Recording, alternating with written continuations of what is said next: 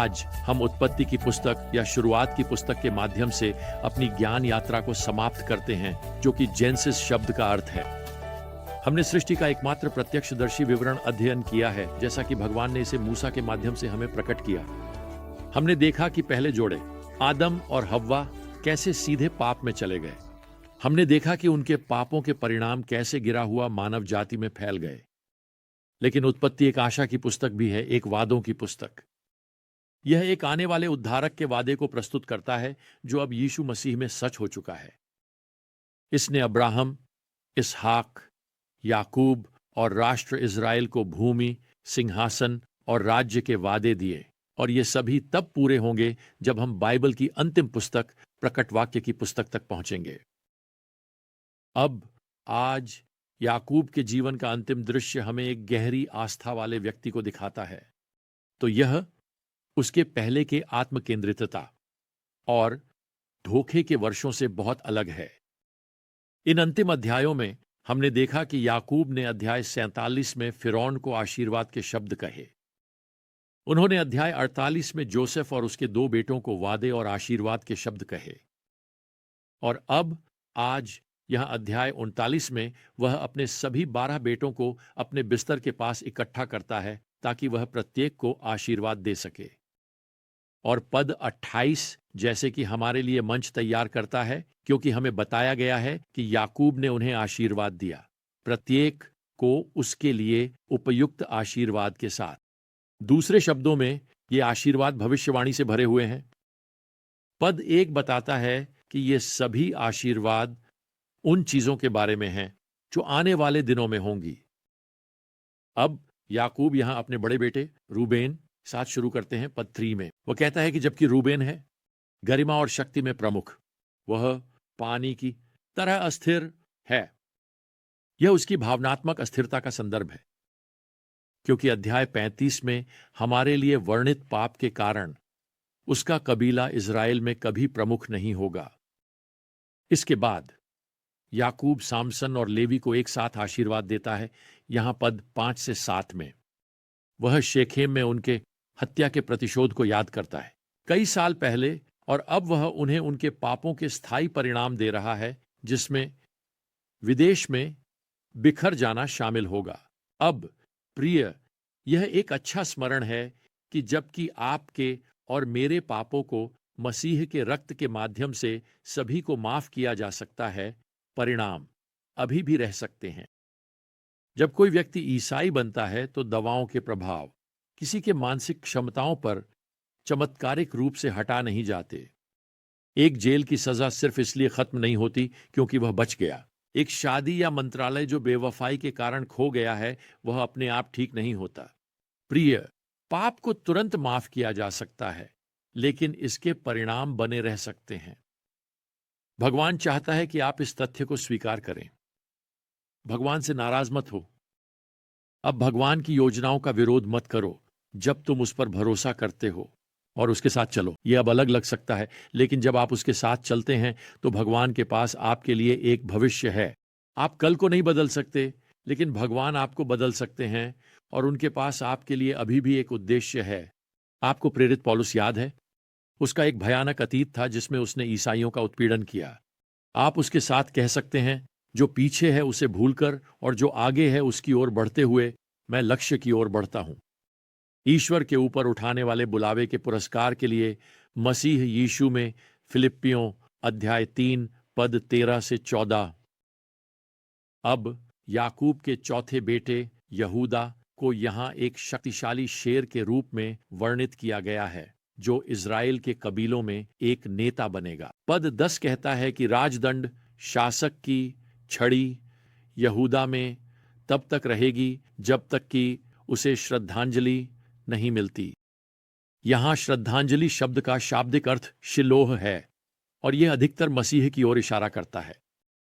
यहूदा इज़राइल में शाही कबीला बन जाता है।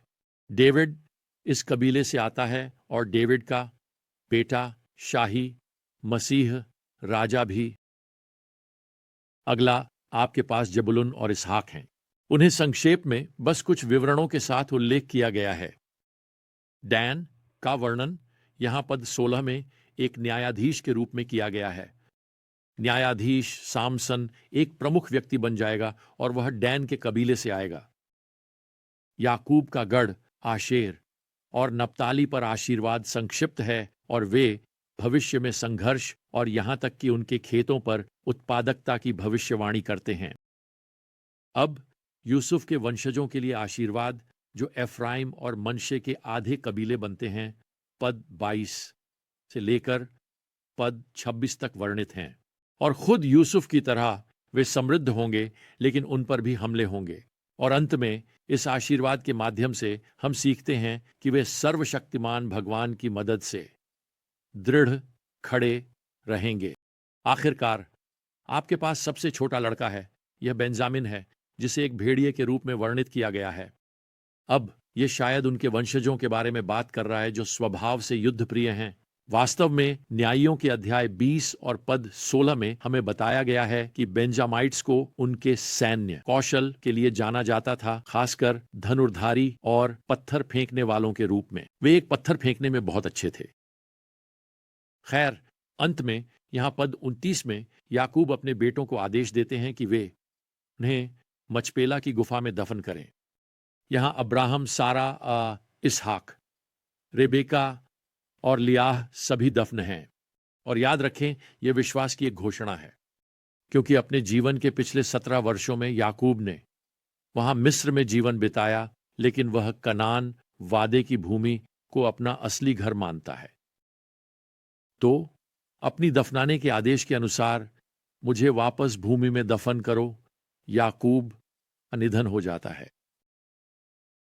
अब जब हम उत्पत्ति की पुस्तक के अंतिम अध्याय 50 में पहुंचते हैं, तो 2 घटनाएं हैं जो आपकी ध्यान खींचती हैं।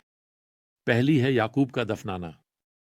यहां पद 2 में यूसुफ अपने पिता के शव को सुगंधित पदार्थ से भरने का आदेश देता है। इस तरह यूसुफ याकूब के शरीर को कनान की लंबी यात्रा के लिए सुरक्षित रख पाता है। दूसरी घटना यूसुफ और उसके भाइयों पर ध्यान केंद्रित करती है। देखो, याकूब के मरने के बाद यूसुफ के बड़े भाई फिर से डर जाते हैं कि यूसुफ अब बदला लेने वाला है। अब यहां श्लोक 16 में वे यूसुफ के पास एक संदेश भेजते हैं और वे फिर से उसकी माफी मांगते हैं। मैं आपको बताता हूं, 29 साल बाद जब उन्होंने यूसुफ को गुलामी में बेचा, वे अभी भी विश्वास नहीं कर पा रहे हैं कि यूसुफ ने वास्तव में उन्हें माफ कर दिया है। मेरा मतलब है, आप इस तरह की चीज को बस माफ नहीं कर सकते। क्या यूसुफ अब राजसी फांसी देने वाले को बुलाने वाला है ताकि उनके सिर काट दिए जाए, अब जब उसके पिता याकूब का निधन हो गया है? मुझे नहीं पता तुम लोगों के बारे में, लेकिन मैं शायद ललचाया जा सकता हूं। नहीं, वह उन्हें यहां श्लोक 19 में बताता है कि उन्हें डरने की कोई जरूरत नहीं है। फिर वह उन्हें श्लोक 20 में यह अद्भुत बयान देता है, तुमने मेरे खिलाफ बुरा सोचा, लेकिन भगवान ने इसे भलाई के लिए सोचा ताकि यह हो सके। कई लोगों को आज की तरह जिंदा रखा जाना चाहिए, तो डरें नहीं। वाह, तुम इस तरह कैसे प्रतिक्रिया देते हो? उसे इतना अन्यायपूर्ण, इतना गलत तरीके से व्यवहार किया गया था। उसकी जिंदगी हमेशा के लिए बदल गई थी। और वैसे मत भूलो, वह मिस्र में तब तक रहेगा जब तक उसकी मौत नहीं हो जाती।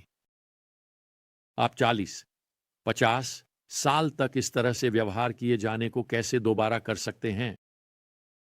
तो मैं आपको बताता हूं, यूसुफ की तरह प्रतिक्रिया देना मतलब है एक दिव्य नियुक्ति के सिद्धांत को समझना। यूसुफ ने पहचाना कि उसके सभी अनुभव अंततः भगवान की योजना का हिस्सा थे।